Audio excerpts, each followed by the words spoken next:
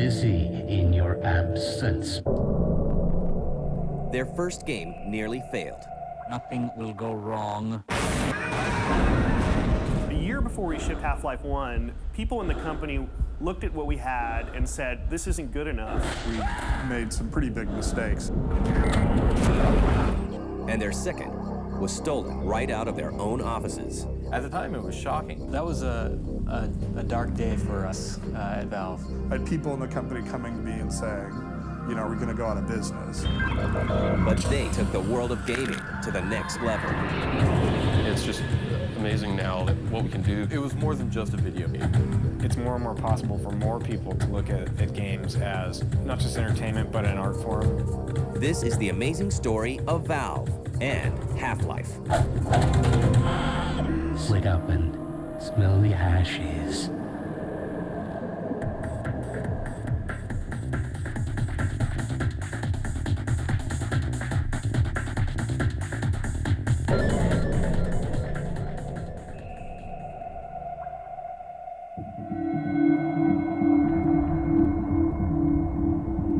In 1996, a software developer at Microsoft named Gabe Newell is struck with a new idea. I got to know the guys at id, and the more I thought about what they were doing and the successes they were having with their distribution models as well as their technology, the more it seemed to me that that would be a lot more fun than working on operating systems.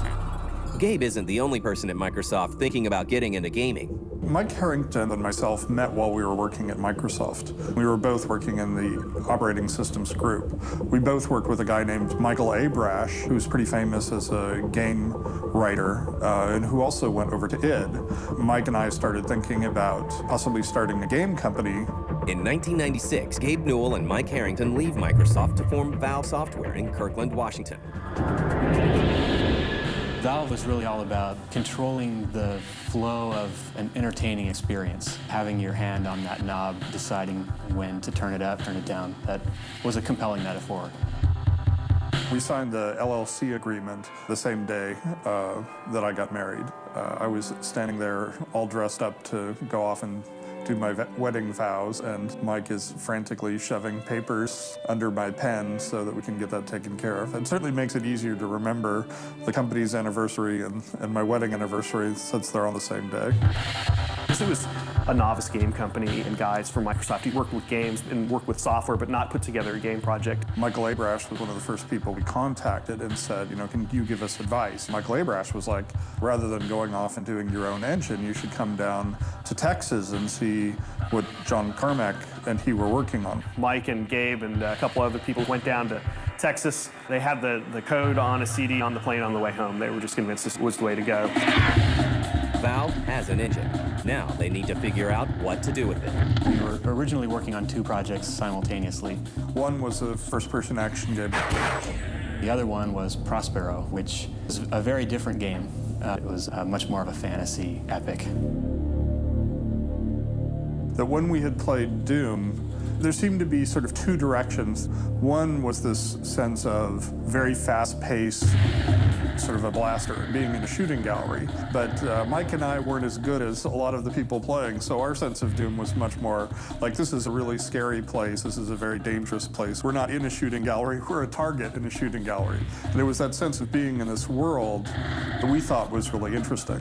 Valve ultimately decides to do a first-person shooter called Half-Life. Good morning, and welcome to the Black Mesa Transit System. Half-Life 1 started with something which was sort of revolutionary at the time, which was we started you off in an ordinary day at work with no weapons and no sense of peril. You were just a scientist named Gordon Freeman. Morning, Mr. Freeman. Looks like you're running late. It was showing up for a day at work at the Black Mesa research facilities. Weren't you supposed to be in the test chamber half an hour ago? Procedures today, Gordon. You started the day involved in an experiment that went badly wrong. Oh, hell literally broke loose.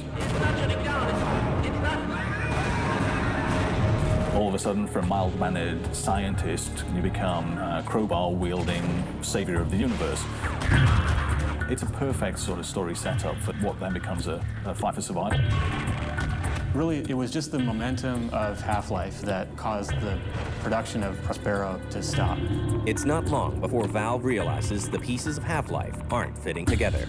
About a year before we shipped Half-Life 1, people in the company looked at what we had and said, this isn't good enough. We looked at what we had accomplished so far and realized that we'd made some pretty big mistakes in terms of how we were going to achieve these effects. So we seemed to, at that point, be at a juncture. The team must decide to either ship the game as it is or to throw out everything and start fresh. Oh my God, we're doomed!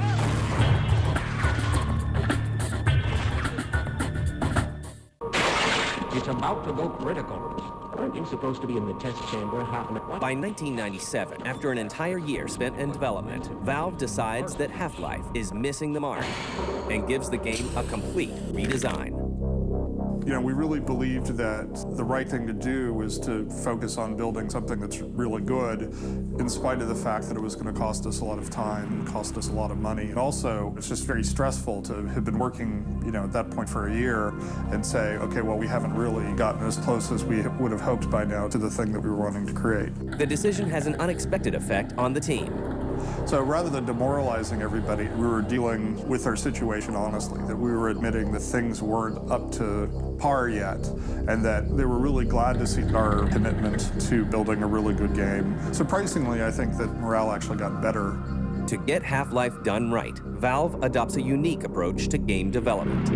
So as we design the games here at Valve, a lot of the design teams tend to break off into subgroups known as cabals. Which was a more collaborative process, sort of allowed people to participate in an additive way without having to be hypercritical or argumentative.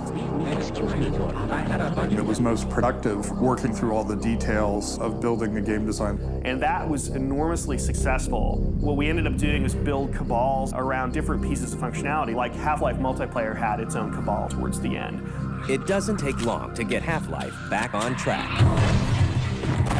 One of the most important things about Half-Life is that we kept a really immersive first-person experience, and we never broke it. We had talked about going away to a third-person camera at times, and we decided that was a bad idea, that we wanted to keep the pressure on for the whole time, so that you're in this character, and these things are happening to you, and we don't let the pressure up. In creating the character of Gordon Freeman, we wanted to do someone who was quite a bit apart from the typical action game hero.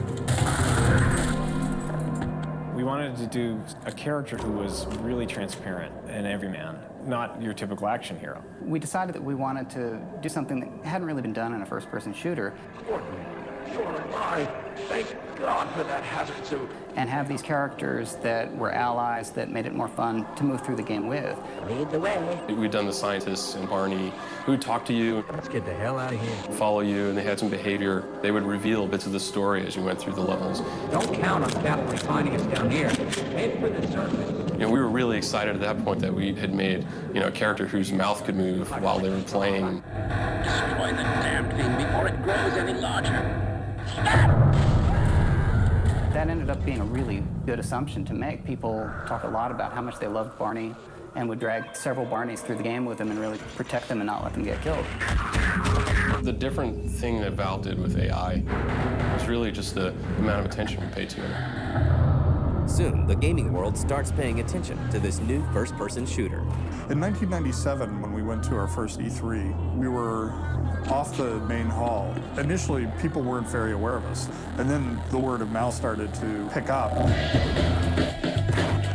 Gotten a lot of support and ended up winning, you know, the best action game of the show. Valve finally releases Half-Life in November 1998, and it takes the industry by storm.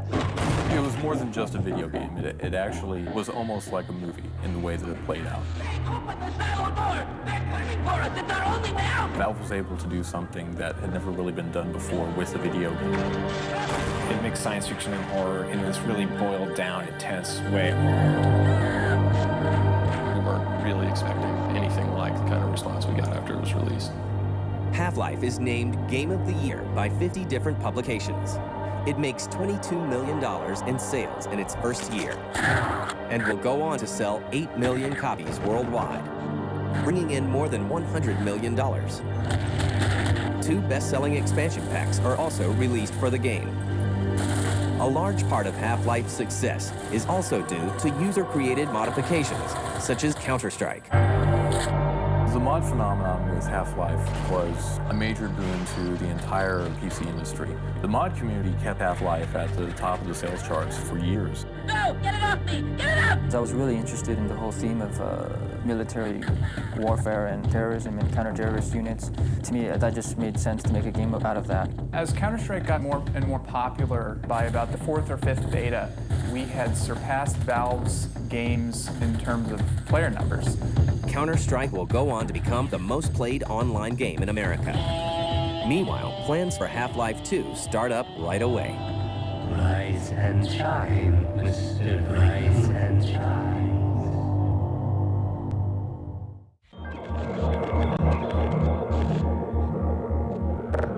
Half-Life is a worldwide phenomenon, but Valve Software isn't done yet. Development on Half-Life 2 starts in 1998. There was a meeting early on with the Half-Life 2 team where I said, you don't have to worry about how long it's going to take. You don't have to worry about how much money you're going to spend. The only thing you have to worry about is making it the best game of all time. Here in the art war room, as we call it, the artists went out on location to find a lot of references for Half-Life 2. Half-Life 2 will take full advantage of all the latest technological innovations.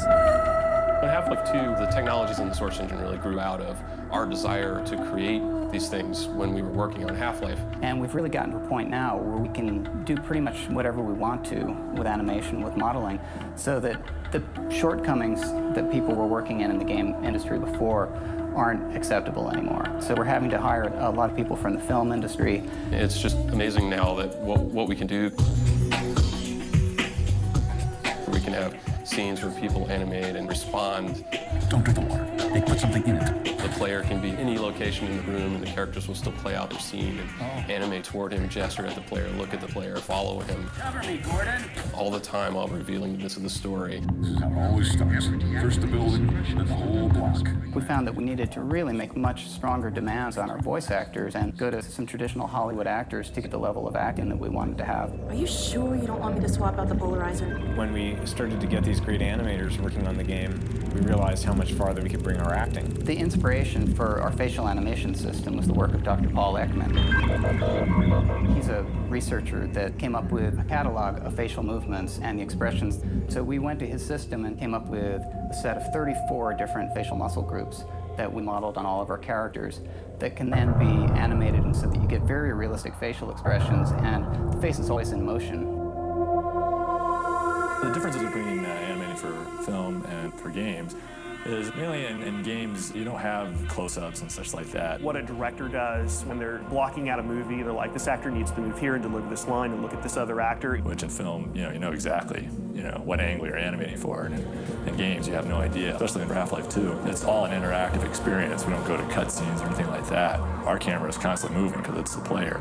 It's to get the player to have an emotional reaction. These characters are really like acting out a scene. So all our animations, gestures and movements need to be more broad so that it can read from almost any angle. The same amount of detail that goes into creating the character models also goes into creating the characters' personalities. We found that players really got emotionally attached to our characters, and so we made a huge investment in character acting. Remember when we thought Black Mesa was as bad as it could get? We had to come up with very solid personalities and characterizations for the characters so we could stay with that. I can't take it anymore. We created character profiles for all of the major characters and went through a deep series of questions like about their heritage, where they're born, what their parents were like, their religion, sexual preferences, etc. We'd go through this litany of questions so that we'd really get a pretty good feel for who the character was. And then we tried to find the face that worked with that, and then it really gave us a great grounding for casting the voice because we really knew who the person was.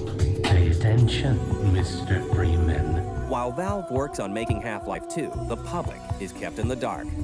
So we kept waiting until they finally were able to show something and showed some technology of what they were working on. It's not until E3 2003 that Half-Life is finally revealed to the world. The reaction we got when we first showed Half-Life 2 at E3 was tremendous. Right off the bat, it was like, whoa, wow, look at that. People instantly start planning the upgrade of their PCs. It was just great for the whole team to know how much the audience out there was waiting for this game and how excited they were with just the pieces that we showed. When we initially announced the game, we also were pretty bold about announcing a release date. Gabe Newell walked into the room, sits down and said, Half-Life 2 is coming out on September 30th. Really? Is it? No, say it ain't so. And we also said, surprise, you haven't heard about it until now, and you're going to be able to be playing it in just a few months. Well, as it turns out, it wasn't so, and a year later, it's just about heading out. I'd like to thank you all for coming, and when the game's out, I hope you enjoy it. The anticipation for that one game is just absolutely incredible. Half-Life 2 is a huge hit at E3, and Valve is riding high. But in just a few months, everything will come crashing down.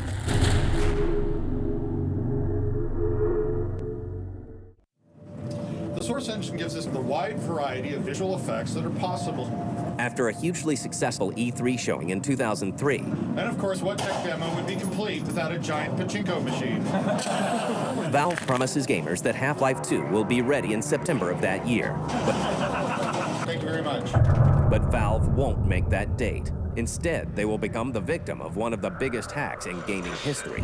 One of the biggest challenges we've had in developing Half-Life 2 was the theft and release of the source code of the game on the internet. Somehow, a hacker was able to set up some sort of code recording software on Valve's machines and was able to actually steal the Half-Life 2 source code and then distribute it across the internet. Well. At the time, it was shocking. That was a dark day for us at Valve. We started seeing screenshots of our game show up online and even source code for the game engine itself. I had people in the company coming to me and saying, you know, are we going to go out of business? Still reeling from the break-in, Valve turns to a surprising place for help.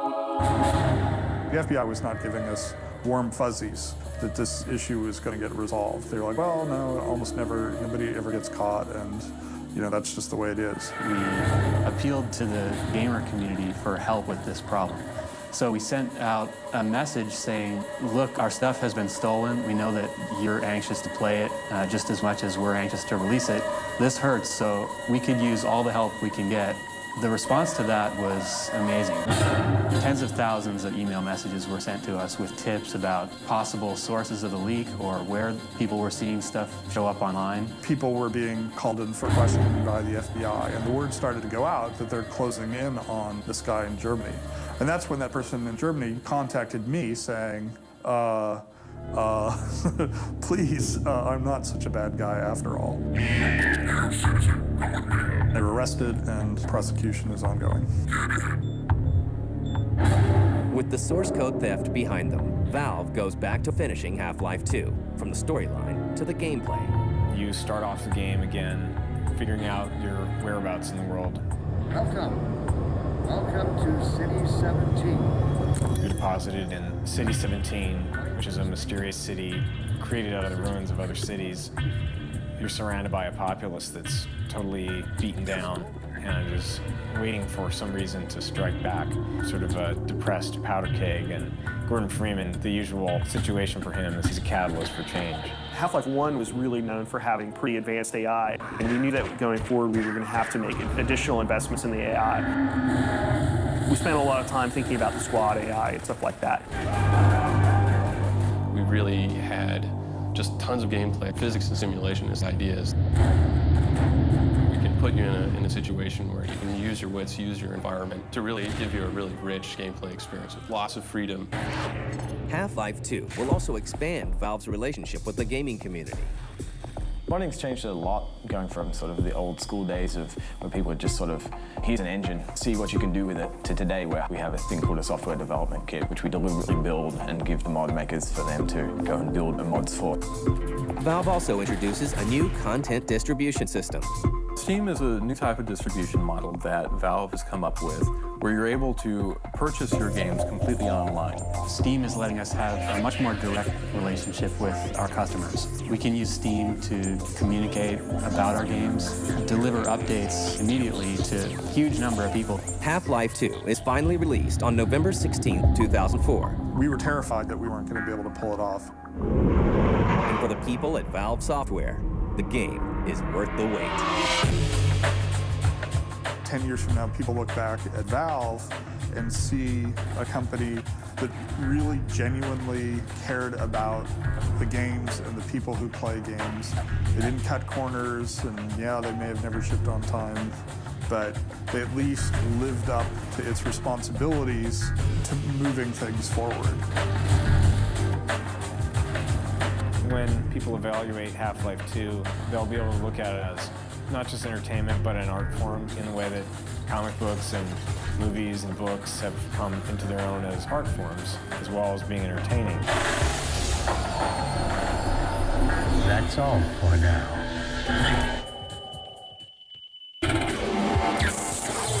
Phone, 1.2 megapixel camera and holds 5,000 MP3s. Wow, that's really impressive. Hold on a second, sorry. Hello? Yeah, hey, I'm in the middle of lunch. Can I call you back? All right, cool, thanks. So that's a lot of MP3s. Yeah. See the best, greatest, biggest, shiniest, coolest, and blinkiest new stuff coming next year when the Screensavers goes live at the Consumer Electronics Show tomorrow at 7 Eastern. Hold on, let me put you on speakerphone.